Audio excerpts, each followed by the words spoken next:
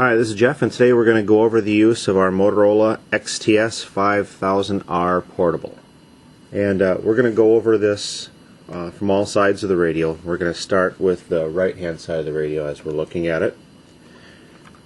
And just a quick reminder, of course, when the speaker mic is attached, all the audio is going to come out through the lapel mic, and none of it is going to come through the speaker of the radio. And of course you have to talk into the microphone on the lapel mic. As you look at where it attaches to the radio, you'll notice two things. One is we do have an auxiliary jack that you can use to plug in a pair of discreet headphones or other accessories, and then also that it is attached by one small set screw, and your small screwdriver that you've got on your keyring is basically just about the right size to fit into that screw head there for tightening or loosening it.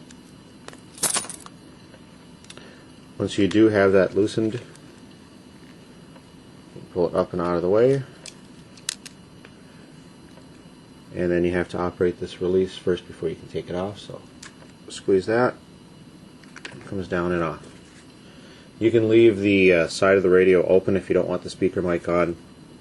You don't have to worry about covering up these contacts for our operations. And to reapply it, you'll notice there's a little hook on the side, so you have to start by placing the bottom end first, putting the top end, squeezing that release again, and pushing into the radio. It's good to pull back on it just a little bit, make sure that it's secure. For the rest of the demos, I'm going to leave that off because it kind of gets in the way. Continuing on to the bottom of the radio, we've got the release for the battery. Squeeze into the battery, pull away from the unit, and then pull down and out. Each radio is marked on the inside with the ID number a couple different ways. And as you're looking at the back of the radio, you'll notice the belt clip for the radio.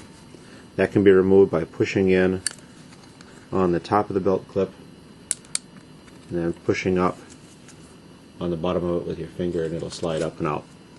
This is a replaceable piece, and we can get more of these from our Motorola dealer. And new belt clips will just slide in, down, and lock into place. To replace the battery, slide the top into the back first, and you can do this at an angle. And slide the bottom in and give it a squeeze till it clicks. It's now in place.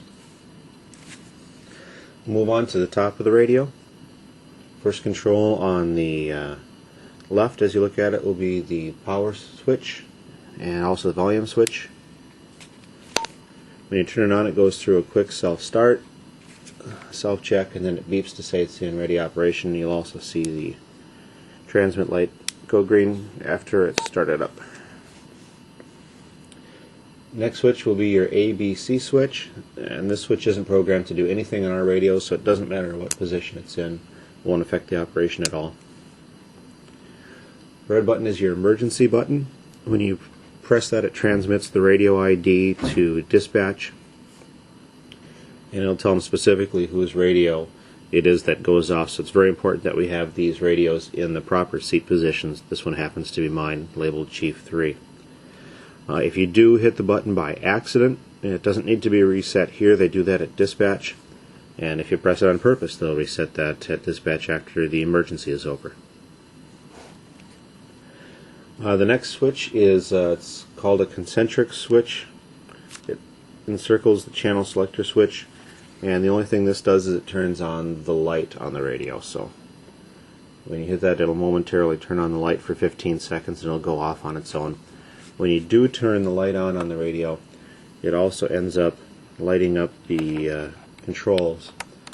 So if you're in a dark environment, not only will the display turn green, but it will also turn on lights for the channel numbers in the top and illuminate the rest of the buttons on the front of the radio. Next switch we want to look at is the channel selector switch on the top. Simply rotating through will rotate through the channels, and you'll see them change on the display as we're changing the switch. Now, there is one thing you should note. There are times when this rotator switch may not be in the same channel as you see on the front. We haven't gotten into the front controls yet, but there's a button here called the Home or Enter button. And when you press or hold that, it'll take you back to Zone 1, Channel 1. So wherever you're at, if you need to get back to Moorhead Fire Channel 1, you can press and hold that button if the radio doesn't seem to be working right.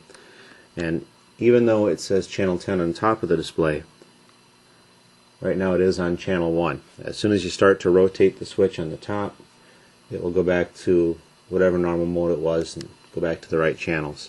And spinning it back to Channel 1 will bring it back to Channel 1.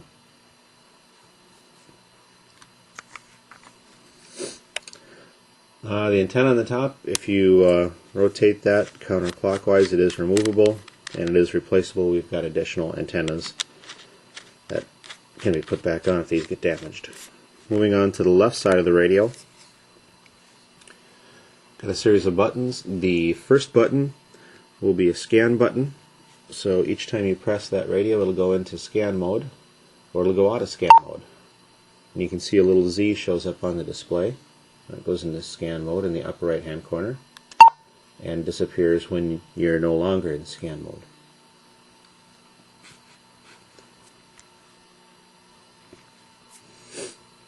There's a single button switch and a 2-button switch on the side. The single one opens up the squelch on the radio.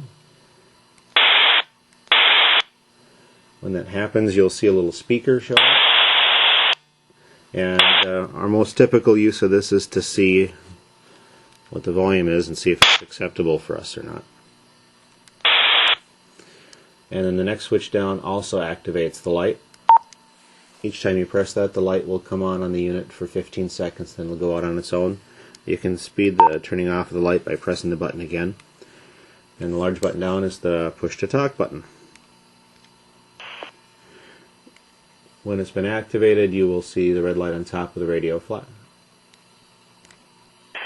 Red light goes on steady.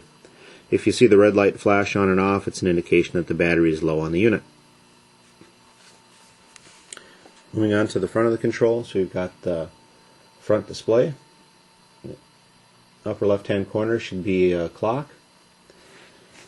And as we work our way down the display, this lowercase letter right here indicates which zone we are in at the time. And it was written in lowercase so that you'd be able to distinguish it from all the rest of the keys, which are in uppercase. So right now we are on Zone A. Just to the right of that will be display of the channel name. We're on MFD1. Down below that is a display that will show you what radio you're using right now. So Firefighter 1 of Engine 2 or Chief 3, for example. The next line of text is used to tell you what the function of the middle button will do. Moving down to the last line, on the left it'll show you what the left button does, and on the right it'll show you what the right button does. So these 3 buttons are used to access menu functions. This button here is not really used for anything the way that we have it programmed. This is a 4-way directional button which is used for some of the menus, and this is a home or enter button. Pressing and holding it will bring us back to Zone A, Channel 1. Like we had talked about, if I rotate through the channels, press and hold the button, it will bring me back to Channel 1, MFD1. A little bit more about the display. It'll display a couple other pieces of information depending on what channel you're on. If we're transmitting not through a repeater but directly from radio to radio, you'll see a little icon that will appear like this with 2 lines and an arrow that's supposed to mean from radio directly to radio. When you see the speaker up here, it means that the radio does not use any control tones to try to keep radio interference down. That's just monitoring whatever's going on the radio frequency. When you're using the radio in basic operation, that 4-way directional button will access different menu functions on the front. Right now we only have 4 menu functions. And that's it.